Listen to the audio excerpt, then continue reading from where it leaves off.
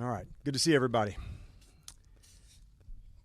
A lot of thought from last night and today, and our team has a lot going for it.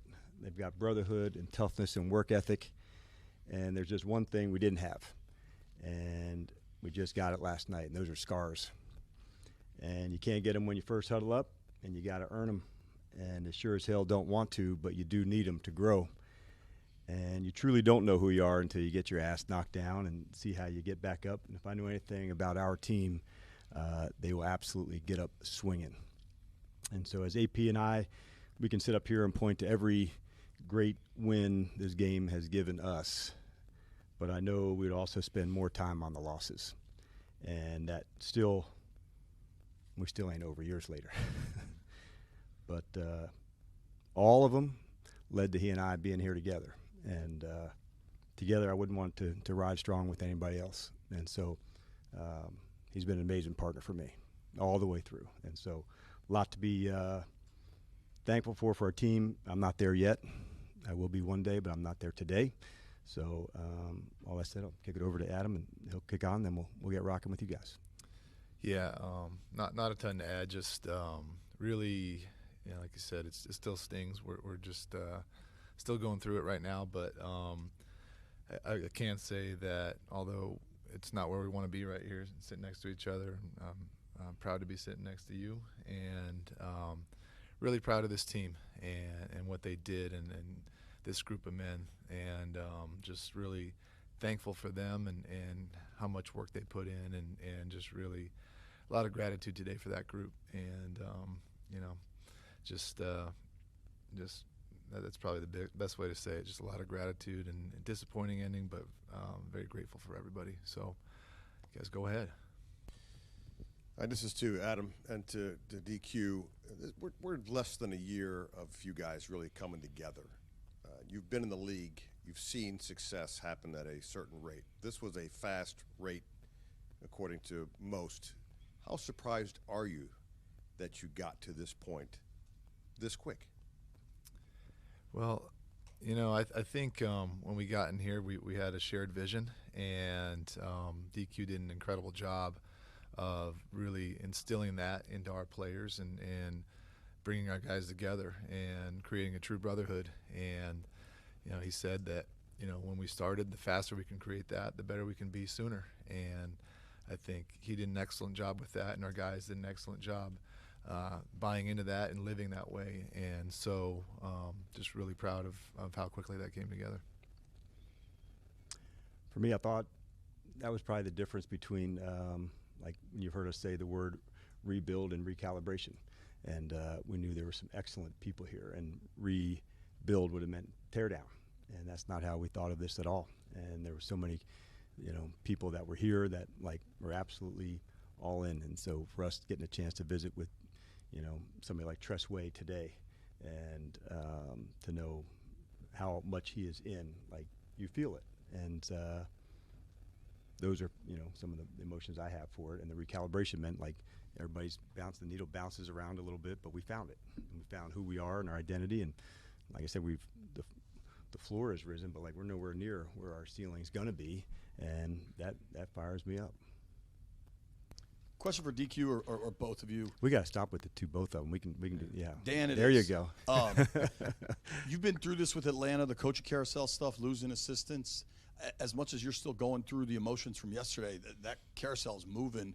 How do you prepare? Obviously, Cliff and Joe have gotten requests, but even further down the line, how do you prepare for coming moves that are probably inevitable, and how does that impact your self-scouting going forward? Yeah, you better be prepared, right? Because as a staff, if you do well, then those are some of the things that take place from that. And we do have a deep crew, and that was part of the plan all along, that if those moments happen, we'll be ready to adjust. Not only do we develop the players here, Adam and I, we also want to develop coaches. And so everybody in here, how do we get better? Where do we go? And so we dig in hard on those. As far as what is just, more speculation for us, but that is our plan of how we do things. We develop people here. For Adam, last year you had obviously a very busy year in terms of building this roster, revamping it, and so on. And it looks like another one is on tap, knowing how many free agents you guys have. What kind of lessons, takeaways did you get from doing it this past year it's a different situation perhaps, but that you think apply to what you're going to do now going forward? Yeah, I think something that when we talked with a lot of the guys today really resonated with, I think, both of us, and that's bringing in the right people and bringing in guys who we see as commanders. And so I think if we're going to take away a lesson, I think that would probably be the biggest one, is getting the guys that are commanders, that are competitors, that love ball, love each other, and will play for each other. And we had a bunch of those guys on this team, and they like playing for each other, and they all said that today, and it was really a cool thing to hear, and so that's what we'll look for. AP, what did you make of Marshawn's play this year, and what needs to happen for him to be playing his best going forward? Yeah, Marshawn, he came into a tough situation. He did, and he was injured when he got here, and so anytime you come into a new team and you're injured, it's really hard to integrate, and plus you're coming in at the end of the season. So at the same time you're rehabbing, you're learning a new defense, you're trying to meet new teammates, and so it was a tough situation for him to come in. But what was cool was, we saw him get better, and we saw him get more acclimated, not only to the defense but to his teammates. And so really excited for him to have an offseason with us and really learn the defense from the ground up and really have that full runway of training camp and leading into the season, and looking forward to that. Adam and Dan, if you want to chime in, Okay, you're welcome I to got as you. well. I will. I'm going to I'm not chiming. Okay. I chime all the time. I'm not chiming. You've been through a number with different organizations where you've had success. How do you, when you're trying to look for the future, balance, you have the emotion of the season and what you guys did versus having to take a cold, hard look at how it needs to proceed going forward with decisions making on the roster, et cetera? Yeah, like today is, like you said, it's a tough day, and so we're just kind of getting through that right now. And now once we turn that page, we'll meet with the coaches and really discuss where we want to go next. And coach and our scouts have been working their tails off on the draft and free agency. So really, we're just about to turn that page and really sit down with each other and figure out how we can improve this team and get better for next year. It's for Adam.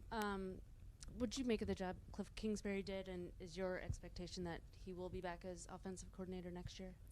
I'll speak on the first part. I thought he did a fantastic job, and I thought he really he led well. He had great energy.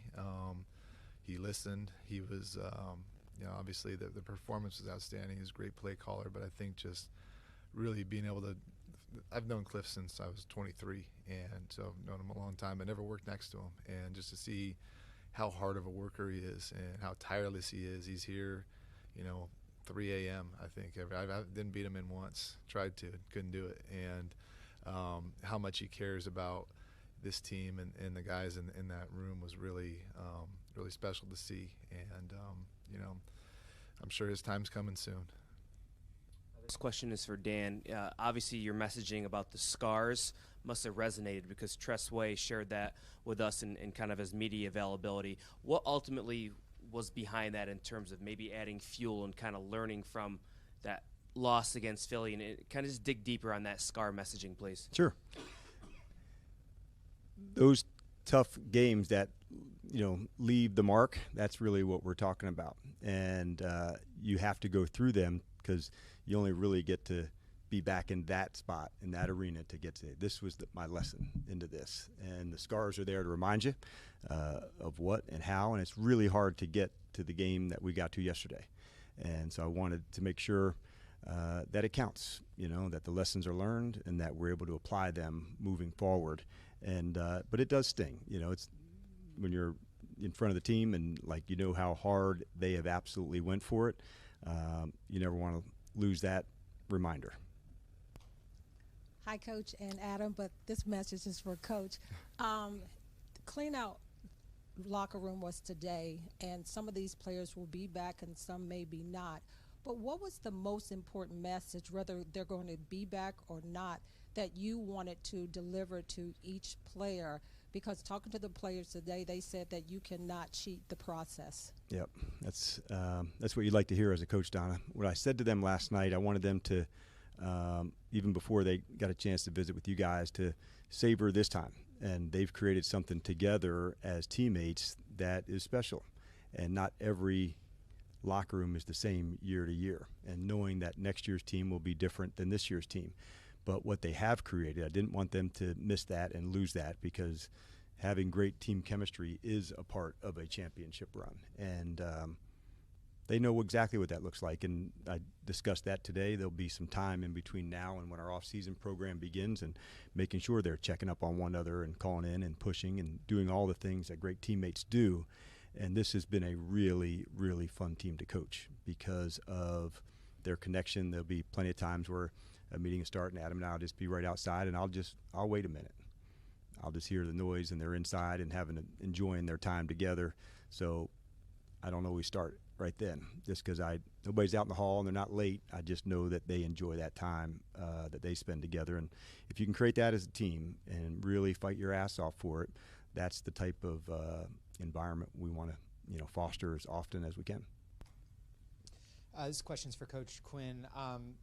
Just kind of your reflections on the reigniting of this fan base and how excited fans were for this run this year. What did that mean to you as the head coach of this team? You know what it meant? Like, honestly, so much. And there were certain markers that happened along the way this year that the team, we absolutely felt that. And I think from a home game perspective, it was Atlanta was the one, for whatever reason. I think, and Tress even referenced this, we were losing, I believe, at the half. And to hear the crowd erupt, like feeling the support behind them, like you can't help but to win. And so to know that, and then saw Burgundy down in gold in Dallas, and then in Tampa, and smidgens of it in Detroit. And again, yesterday, we feel it. We feel it. And we know how important football is to this community. And so to know that we're a part of that, man, it's really awesome. For Adam, this team wasn't expected to appear in the NFC Championship game. How does this success that you guys had this season affect how you approach the offseason? Does it make you more aggressive in trades or free agency?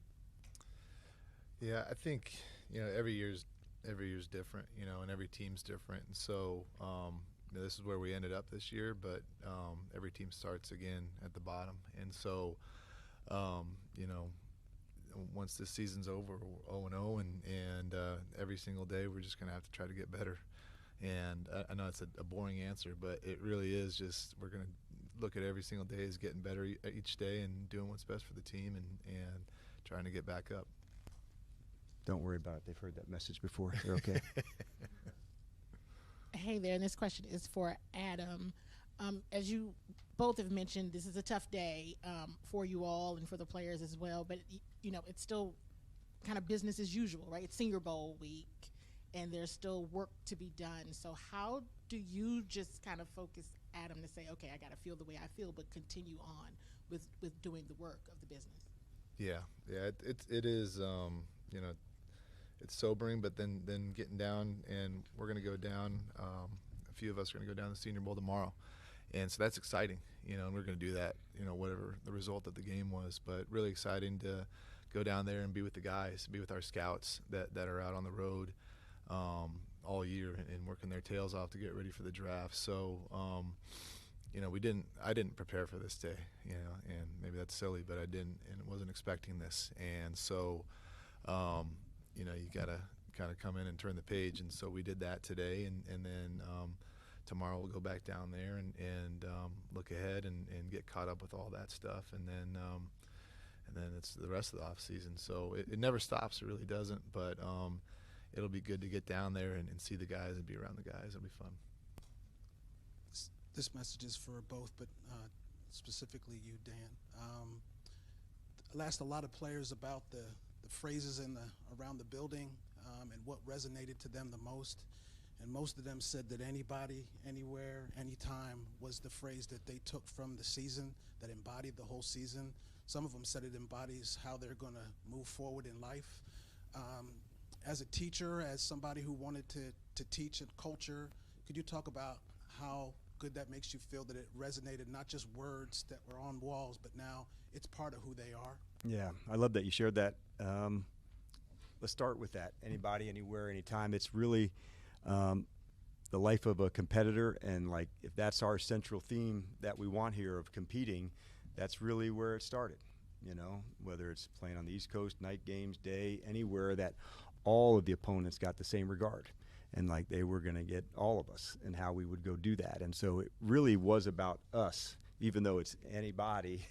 It was really our way, and this is how we will go do things. And so I wanted them to take that life of a competitor and apply it to our whole team, and in different ways. That's just how we would want to get down. And I'm glad that they shared that one with you today, because if there's one that probably resonates with me as well into that spot. But it really is about us, even though the message has anybody, but it's like how we do things. Hey, Dan, I'm not asking about any individual player, but you brought in some veterans whose obviously first job was to play football, but secondly, help you guys kind of set the standard for yourself and for the team. Yes. Moving forward, how do you kind of balance and I guess value the veteran leadership versus building a football team that can win long term? Yeah. Some things don't show up on the stat sheet. They just don't. And people like Adam see that and understand that. It may not come in a metric or a next-gen stat, but it shows up in a big way. And you've heard me use the word glue guys or great teammates, and all of those things can factor into what, you know, you're looking for to build as a team. So everything matters. And for teammates like that have a different role, all of them have an impact on winning, but their roles may be different. And so it'll always be a part of our equation. Adam, I believe in team first, and you've heard me say, like, the best part of our team is the team. And that's like a really cool thing to say as a coach, because it's not this group or that group or this one. Like, collectively, the way they work together, like, it's a really cool thing. This one's for Dan. A lot of players talked about culture, and it's one thing to implement culture, and it's another thing to have it continue to grow, especially as you get here and you acquire new guys. How do you make sure that your culture continues to flourish through the offseason and heading into year two? Yeah, it's such an important topic, and it really is the work that we do every day, and it's like how we conduct our lives here. And so we're all on the same page here. And I can remember when we added a player to the team, I said, you can ask anybody here, man, a rookie, 10-year vet, we're all on the same page. This is how we do things. This is what we wear for walkthrough. This is where we go to train, whatever that is. And so that's their jobs to pay it forward to the next person. And if that's a new guy coming in, we have a process for what that looks like. And what I do love about a standard and a culture, like, there's a certain level that we're all expected to. Hey, man, that's not to the standard. This is what we do. And so we like having that together. And, it'll be a really important thing from now. And 20 years, we'll look back and say, okay, in 2024, that began. How did it grow stronger? It will grow stronger because it's the people that live it. If it's just a sign on the wall, then you don't really have one. You have to live it.